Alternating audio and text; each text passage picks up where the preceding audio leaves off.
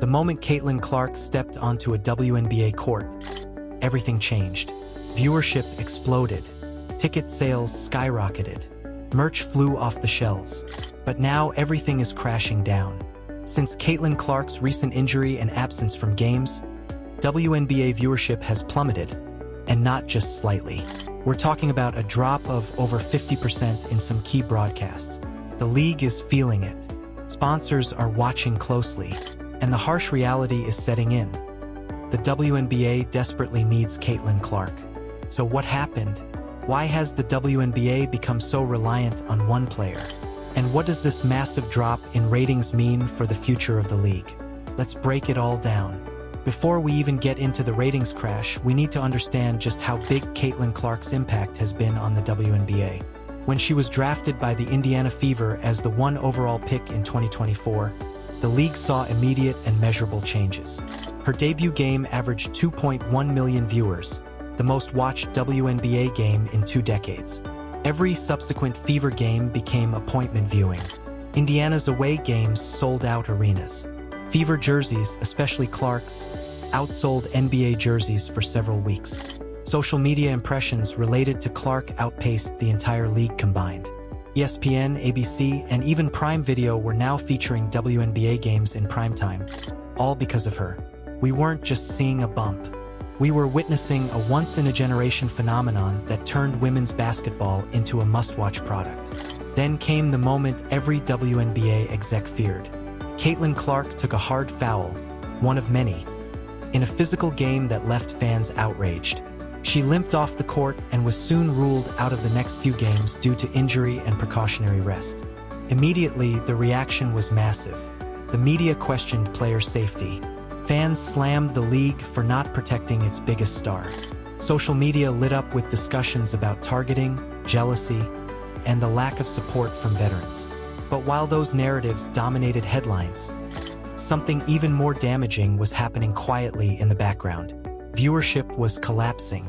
Networks that had built entire WNBA broadcast schedules around Caitlin's appearances were now airing games without her, and the drop-off was brutal. Some broadcasts that previously averaged over 1.5 million viewers now struggled to crack 500,000. Games without Clark fell off national radars. The headline practically wrote itself. WNBA viewership has dropped over 50% since Caitlin Clark went down. Let's talk facts. The Indiana Fever's nationally televised games averaged 1.2 2.1 M viewers before Clark's absence. The games without her plummeted to under 600K on ESPN, and even lower on streaming platforms.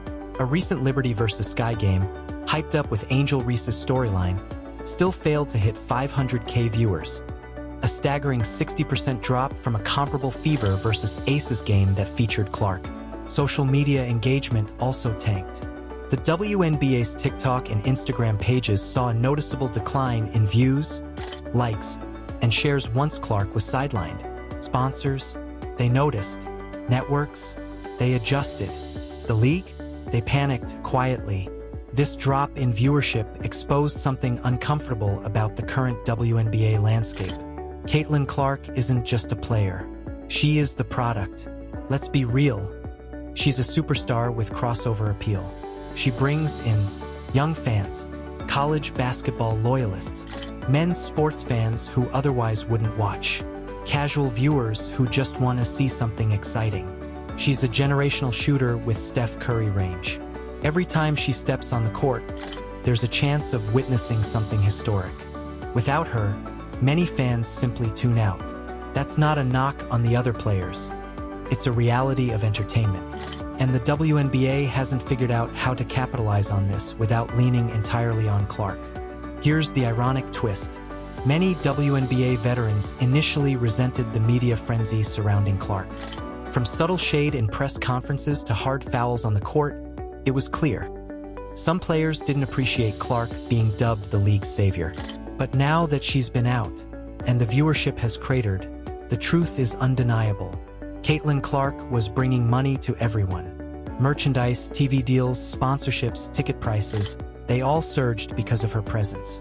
And now that she's sidelined, the momentum is gone. The league feels flat. Media buzz has shifted back to the NBA Finals. The WNBA, without Clark in the lineup, struggles to even stay in the national conversation. All that exposure, fading fast. TV networks aren't sentimental, they follow the money. And with Clark out, some of those high-profile WNBA time slots aren't pulling their weight. Executives at ESPN and ABC have already expressed concerns behind closed doors. If Caitlyn's injury lingers or she's managed cautiously throughout the season, the networks may cut back on their WNBA commitments next year, unless another star emerges who can pull Clark-level numbers. The scary part? There isn't one. Paige Bueckers isn't in the league yet. Angel Reese has charisma, but her on-court game hasn't consistently translated into wins or ratings. Aya Wilson is dominant, but doesn't move the needle the same way. So the league waits and prays for Caitlyn's quick return. If you scroll through Twitter, TikTok, or YouTube comments, the sentiment is crystal clear. One comment under a recent WNBA game broadcast sums it up. No Caitlyn? No view. These aren't just trolls. They're real viewers who tuned in for Caitlyn Clark and only Caitlyn Clark. And their departure is making waves. It's not just TV numbers. Merchandise sales have slowed significantly since Clark stopped suiting up. Wilson basketballs with Clark branding, slower shipments. Fever jerseys, still popular but far fewer orders this week. Ticket sales for upcoming games, seeing dips in secondary market pricing. Sponsors tied to Fever games like State Farm and Nike have started to shift their ad spend back towards safer, more consistent NBA and MLB campaigns. When Clark's on the court, the league makes money. When she's off, everything pauses. The reality is sobering. The WNBA put its future in the hands of one rookie phenom, and while it worked brilliantly, it also exposed the league's weakness. An inability to generate broad interest across all teams and players.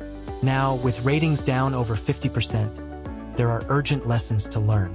Star development must become a priority. Veteran resentment needs to be addressed, not with PR, but with open dialogue. Marketing strategies need to diversify beyond just Caitlyn Clark. Because if the league continues to rely on Clark alone, and she suffers a serious injury or burnout, the WNBA's golden moment could vanish in a flash. So what's next? Clark is expected to return soon, but questions remain about how hard she should be pushed, how often she should play, and how to manage her long-term health. And the bigger question is this: can the WNBA survive without her? Right now, the answer is no. The 50% viewership drop proves that. But with smart planning, improved media strategy, and investment in other stars, the WNBA could take this wake-up call as an opportunity, not a death sentence. Because if the league continues depending on one player to carry everything, from ratings to relevance, it's not building a league. It's building a house of cards. Caitlyn Clark brought more eyes to the WNBA than anyone in the last 20 years. But now, her absence has left a glaring hole that no one else is filling. The viewership crash isn't just a blip. It's a warning sign. The WNBA has a choice: build a league that lasts, or let it all rest on one injured rookie's shoulders. The clock is ticking. Drop a comment. Should the WNBA do more to protect its stars? Is this viewership drop a sign of deeper issues? Let us know below. If you enjoyed this video, don't forget to like and subscribe to our channel for future Caitlyn Clark updates.